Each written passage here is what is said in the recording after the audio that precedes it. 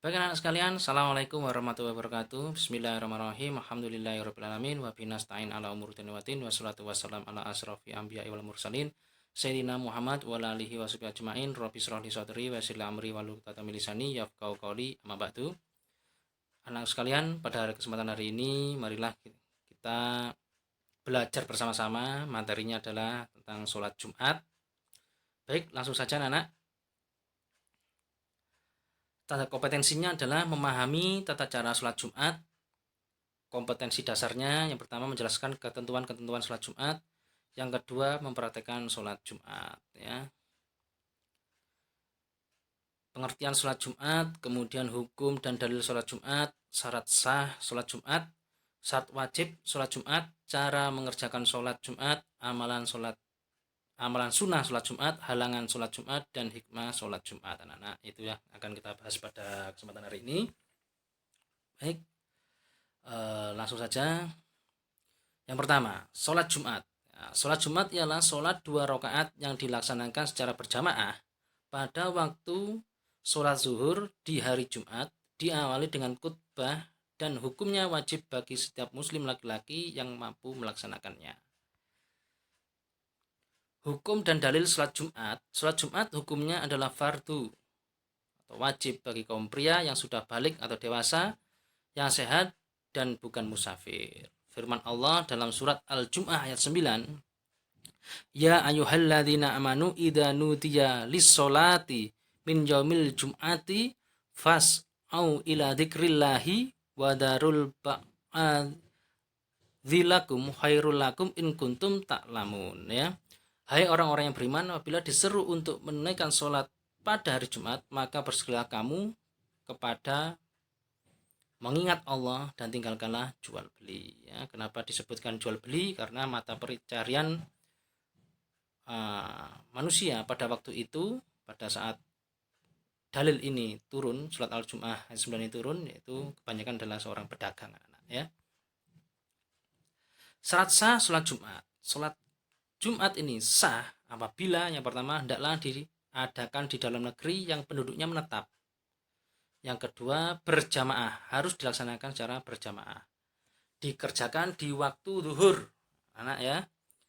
Didahului oleh 2 khutbah ya. Oke, next. Syarat wajib sholat Jumat, yang pertama Islam.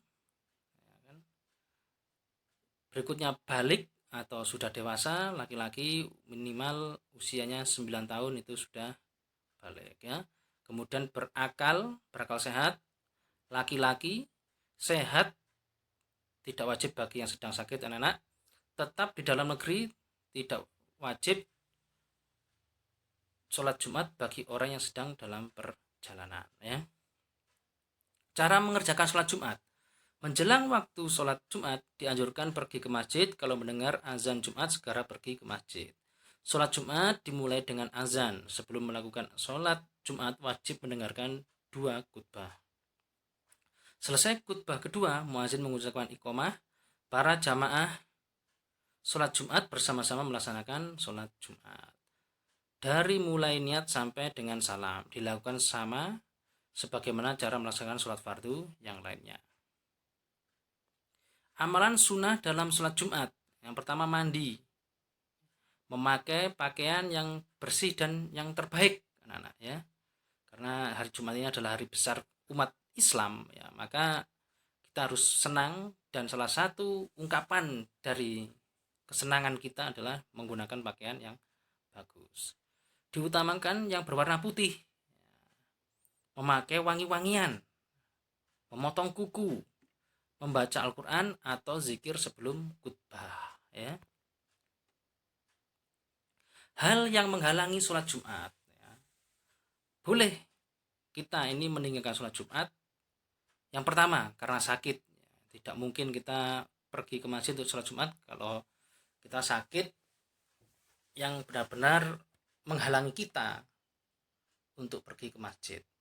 Berikutnya karena hujan. Apabila karena hujan, itu orang mendapat kesukaran untuk pergi ke tempat sholat Jumat, ke masjid ya.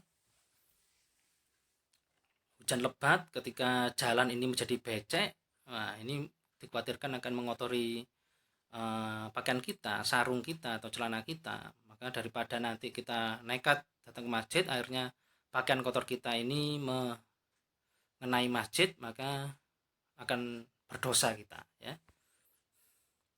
Hikmah sholat Jumat ya, manfaat apa yang kita peroleh dari sholat Jumat itu anak-anak ya. Yang pertama meningkatkan ketakwaan kepada Allah ya, takwa, menjalankan perintah Allah dan menjauhi larangan Allah ya. Yang kedua membina persatuan dan kesatuan umat ya. Ketika kita sholat Jumat, nah, kita akan bertemu dengan orang ya, tetangga, bahkan orang yang belum pernah kita kenal. Gara-gara sholat Jumat kita menjadi kenal ya. Ini kan membina persatuan kesatuan umat ya. Kemudian membina disiplin bagi jamaah ya. Ketika waktu azan wajib kita harus datang ya kan.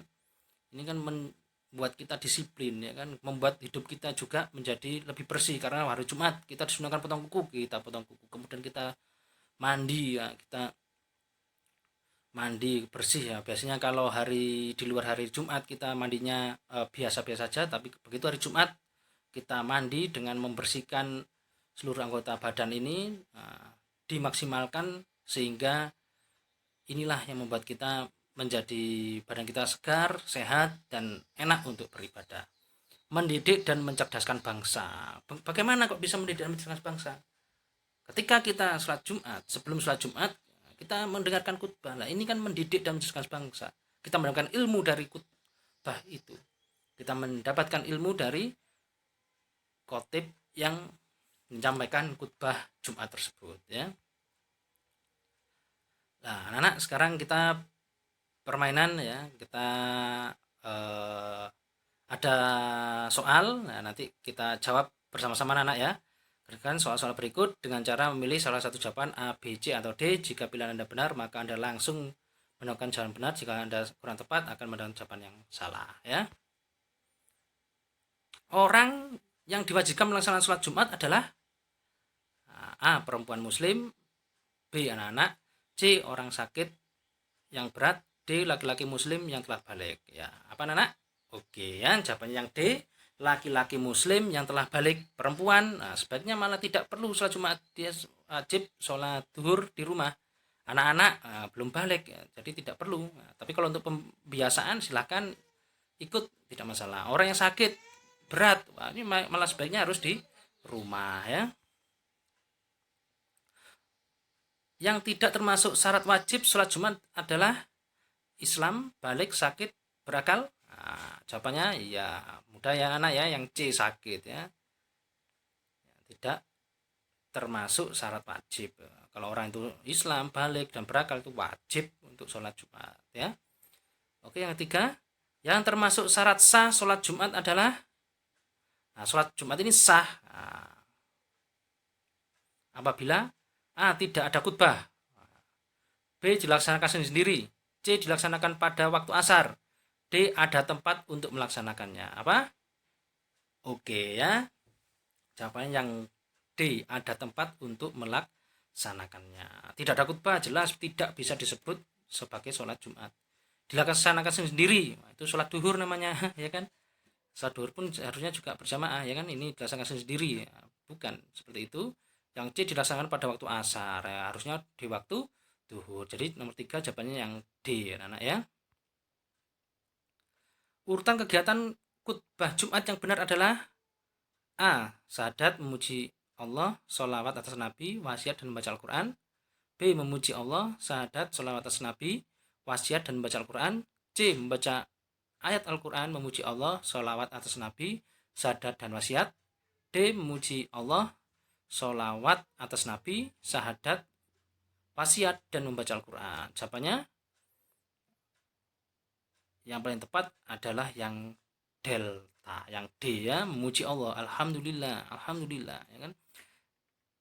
Kemudian sholawat atas Nabi, asyhadu alla ilaha illallah, syahadat, wasiat, wajah takwa, baru membaca ayat Al-Quran ya. Biasanya yang dibaca itu ya bebas apa saja yang dibaca ya kan, biasanya sesuai dengan dalil apa isi khutbahnya. Tapi biasanya kebanyakan adalah surat Al-Asr ya.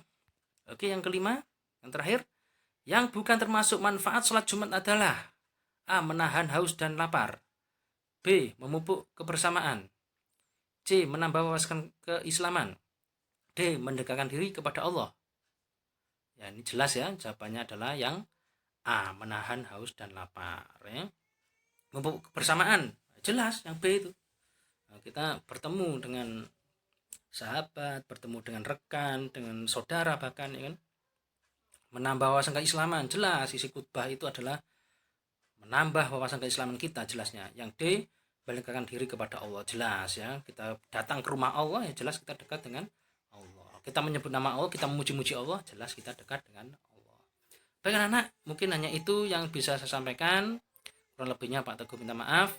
Semoga kita bisa segera bertemu. Semoga kita bisa belajar bersama-sama lagi di SMP Negeri 21 Malang dan juga di SMP 28 Malang yang polehan ya. Arukalam, wassalamualaikum warahmatullahi wabarakatuh.